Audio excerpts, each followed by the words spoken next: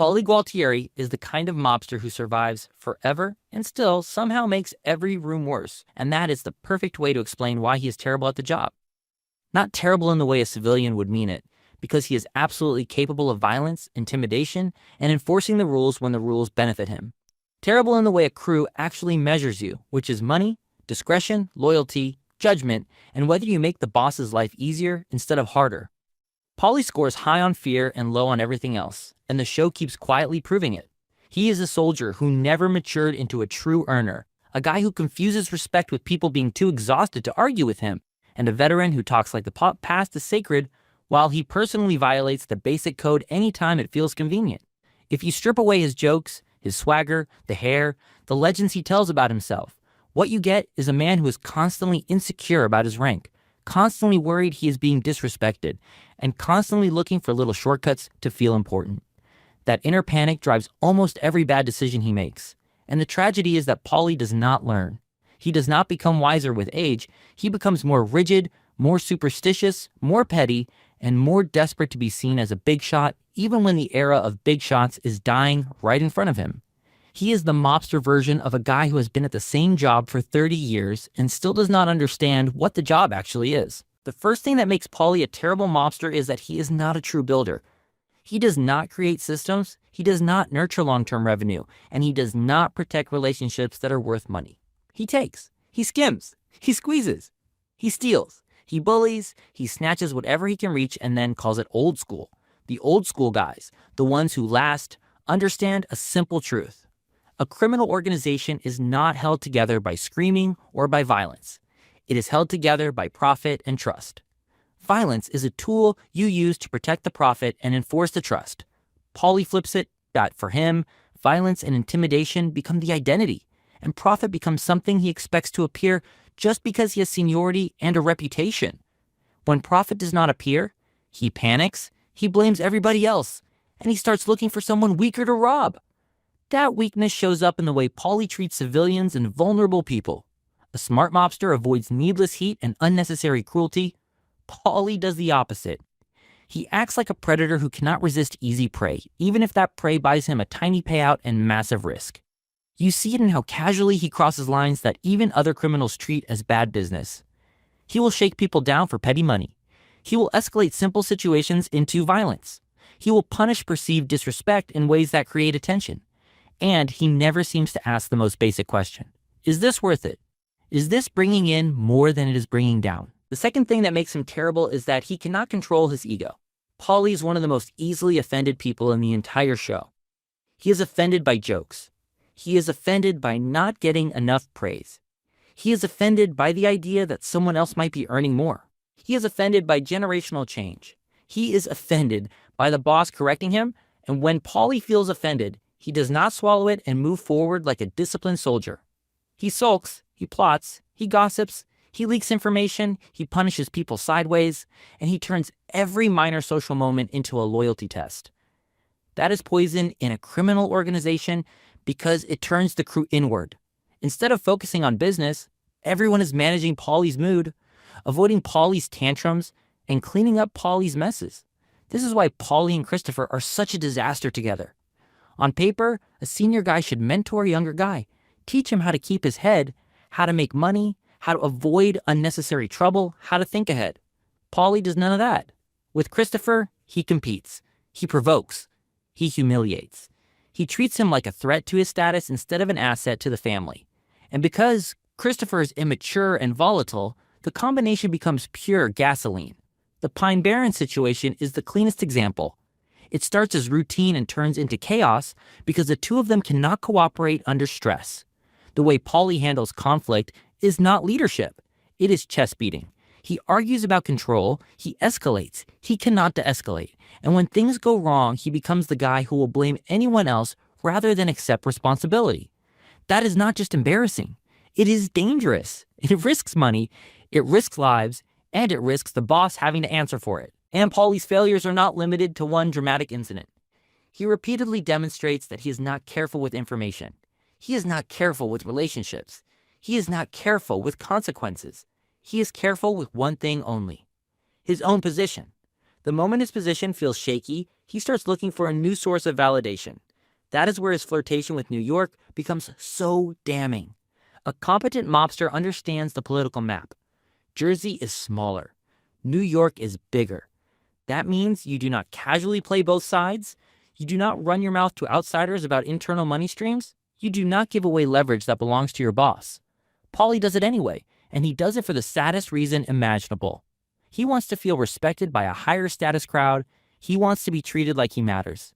He is basically a kid trying to sit at the cooler table, and he is willing to trade secrets for the feeling of belonging. That is betrayal disguised as insecurity. And it is made worse by how naive he is about it. Paulie seems to believe that seniority alone should earn him protection. He thinks that if he flatters the right person, if he provides the right gossip, if he shows he can be useful, then he will be welcomed into a bigger world. But the show makes it clear that New York does not respect Paulie. They use him. They smile at him. They take what he offers. And the second he stops being useful, he becomes invisible again. Paulie is too emotionally hungry to see that he is being managed. That is exactly what makes him such a liability. A guy who can be managed by ego is a guy who will always be a security risk. This insecurity also ties into his superstition, which is not just a funny character trait. It is another form of weakness. Paulie's fear of the unknown, his obsession with omens, his belief that the universe is sending him messages. All of that becomes a substitute for rational planning. The mob already runs on paranoia, but Paulie takes it to a level where it actively shapes decisions. Instead of assessing risk like a professional criminal, he looks for signs. He looks for curses. He looks for cosmic permission. That might sound harmless until you remember what leadership requires. Leadership requires making ugly calls based on reality. Paulie wants reality to be negotiable. He wants fate to do the thinking for him. That is fine when he is a foot soldier. It is catastrophic when he has responsibility. Then there is Paulie's relationship with money, which is another reason he is a terrible mobster. Paulie talks a big game about tradition and respect, but he is often shown scraping, whining, and hustling for small scores. That is not automatically shameful because plenty of soldiers have to grind. What makes it shameful is the combination of his seniority and his entitlement. Paulie believes he deserves high-status rewards while still operating like a low-level street bully. He wants to be treated like a captain of industry while he is still doing desperate little plays that create risk far beyond the profit. A competent mobster grows into stability. He builds streams.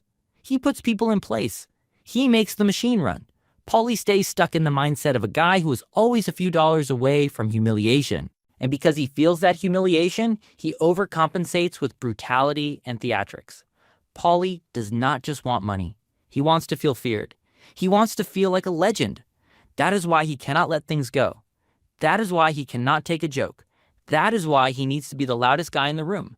But every time he chases that feeling, he increases exposure, more incidents, more bodies, more witnesses, more loose ends. In a world where the FBI is always listening and the culture is changing, that is not strength. That is self-destruction with a grin. Paulie is also terrible because he does not understand people. He reads everybody through one narrow lens. Are they respecting me or not? Are they challenging me or not? Are they making me look small or not? He rarely reads deeper motives. He does not handle sensitive personalities well. He does not build alliances through trust and mutual benefit. He builds them through fear and obligation. That works on certain types, but it fails on the people who matter most, the ones with options. Earners, builders, and smart operators do not stay loyal to a guy like Paulie. They tolerate him if the boss forces them to. They avoid him if they can. And if he ever rises too high, they start planning how to survive him. You can see this in how often Paulie ends up isolated emotionally. He has friends, but they are mostly people trapped in the same ecosystem. He has respect, but it is often just rank plus fear. He wants family, but he sabotages closeness because closeness requires vulnerability and flexibility. Paulie cannot bend. He cannot admit weakness. He cannot say, I was wrong. The few times he's faced with the consequences of his choices, he does not evolve. He just rationalizes. He frames himself as misunderstood, disrespected, cursed, targeted, anything except responsible. And that brings us to the most important reason Paulie is a terrible mobster. He creates problems for the boss. A great mobster, even if he is ruthless, is valuable because he reduces the boss's workload. He handles his territory. He keeps his guys in line. He brings in money. He anticipates issues before they become crises. Paulie does the reverse. Tony constantly has to manage Paulie's emotions, Paulie's disputes, Paulie's reckless actions, Paulie's paranoia, and Paulie's need for attention. Even when Paulie is not actively betraying anyone, his personality is a constant operational cost. There is a pattern in the show where Tony will tolerate incompetence in a soldier if that soldier is loyal and predictable. Paulie is loyal in a very specific way.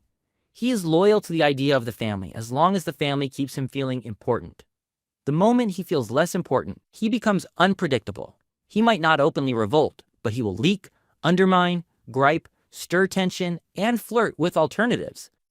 That is not loyalty in any meaningful sense. That is dependency. And dependency is unstable. So why does Paulie last? Why does this terrible mobster survive while better men die? Because survival in that world is not a meritocracy. It is a combination of timing, instincts, and the ability to avoid being the main target.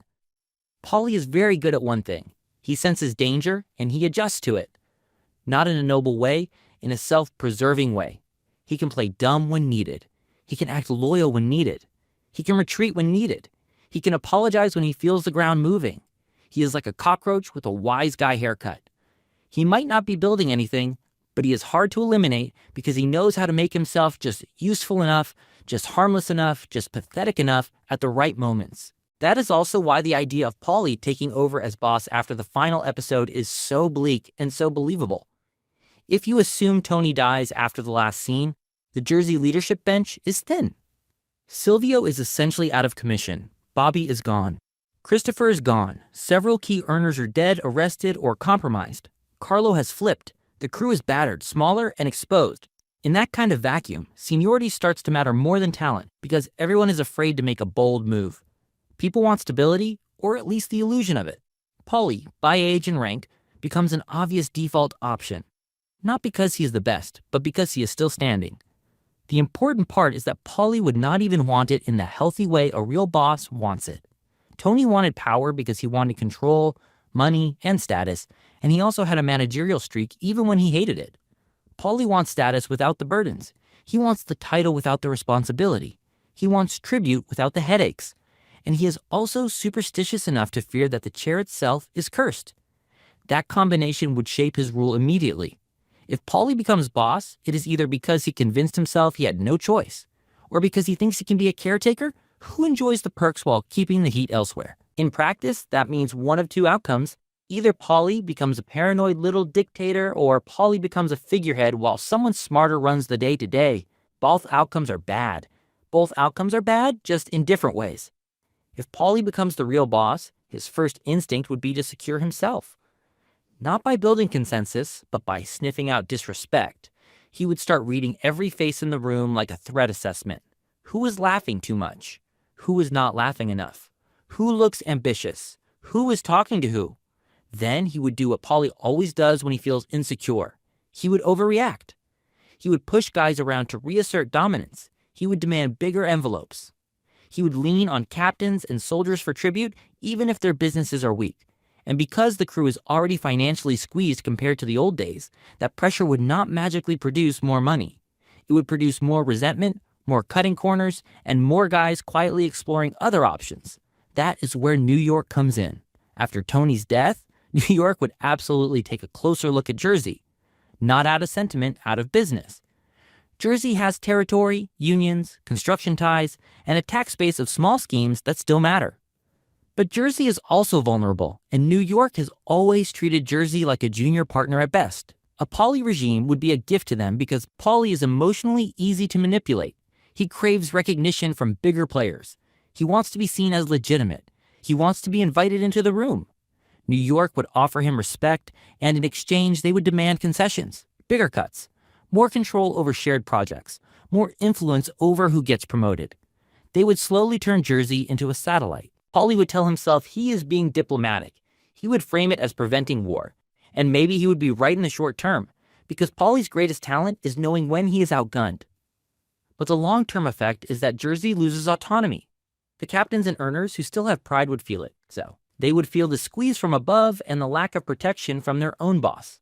And once that feeling spreads, internal discipline breaks down. Guys stop believing in the structure. They start believing in survival. Now look at the FBI pressure. Tony was complicated, but he understood the modern law enforcement environment better than Paulie does. Tony was cautious in certain ways. He used insulation. He used layers. He managed informants like a paranoid manager. Paulie is not built for that. Paulie is built for street violence and old-school intimidation.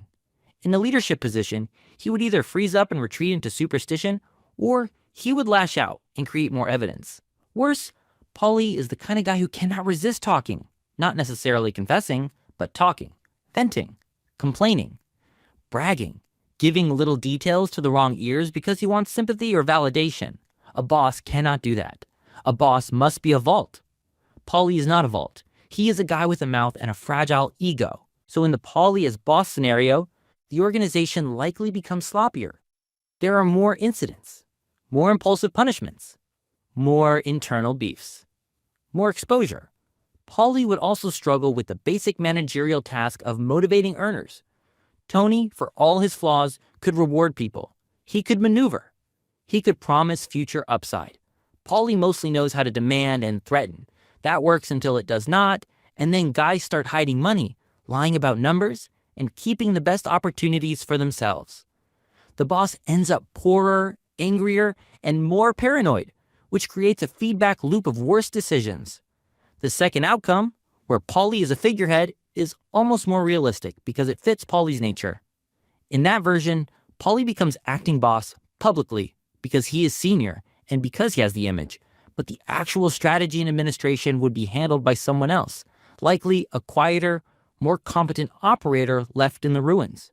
Paulie would sit at the top like a mascot of the old era, collecting tribute, giving speeches about respect, and obsessing over slights, while another person handles the actual business and diplomacy. That might keep things stable for a little while, but it is structurally unstable because it relies on Paulie not getting offended by the fact that he is being managed. And Paulie always gets offended eventually. Also, a figurehead boss still creates risk because he still has power to ruin things on a whim. If he feels disrespected, he can make a call that burns relationships. If he gets spooked by an omen, he can freeze a profitable move. If he hears a rumor, he can demand a punishment that starts a chain reaction. The people running the real business would spend their time calming him down, steering him, distracting him, and preventing him from doing damage. In other words, the crew becomes a babysitting operation. That is not a healthy criminal enterprise. That is a slow collapse. There is also the question of what Paulie would do about the internal trauma of Tony's death. A smart leader uses that moment to unify people. He gives them purpose. He points their anger outward in a controlled way. Paulie would personalize it. He would become obsessed with who knew what, who hesitated, who might have been disloyal, who might have benefited. He would turn grief into suspicion. He would start looking for ghosts. Not just literal ghosts, but enemies behind every curtain. That kind of leadership doesn't just fail to heal wounds, it infects them. And what about revenge? If Tony is killed, the crew has to decide whether to retaliate, negotiate, or submit. Tony's world was always a balancing act between pride and survival. Paulie leans hard toward survival when the risk is real, but he leans hard toward pride when the target is weak. That means his retaliation would be inconsistent. He might avoid a serious war because he knows New York has more muscle, but he might also push for a reckless hit if he feels mocked, cornered, or manipulated. The result could be the worst of both worlds. He provokes powerful enemies without having the structure to finish the fight. In the end, Paulie as boss is basically the final proof of what he always was. He is not a builder, he is a survivor. He is not a strategist, he is a reactor. He is not a leader, he is a loud symbol of an older mythology. If he takes over after Tony dies, the organization does not become stronger, it becomes smaller and more brittle. It becomes more dependent on outside power. It becomes more paranoid inside. It becomes less profitable and more violent at the same time, which is the classic pattern of a dying crew that is confusing chaos for toughness. And that is the darkest punchline of Paulie's character. He is terrible at being a mobster in the way that matters, but he is perfectly designed to outlast better men because he is shameless about survival. He will do whatever he has to do to keep standing. He will pledge loyalty, then quietly hedge it. He will claim tradition, then violate it when it benefits him. He will talk about respect, then rob someone who cannot fight back. He will laugh about family, then leak information to feel liked. He will do all of it and still tell himself he is a good soldier. So if Tony dies after the last episode and Paulie becomes boss, the most realistic, Paulie ending is not a glorious reign or a dramatic downfall. It is something uglier and more believable. A slow draining of Jersey's independence. A steady rise in internal mistrust. A crew that becomes more like a collection of frightened hustlers than a functioning hierarchy. New York taking bigger bites. The FBI finding more cracks. And Paulie at the center of it, still standing, still complaining, still obsessed with who disrespected him, still convinced the universe is sending him signals, while the thing he spent his life protecting quietly dissolves around him.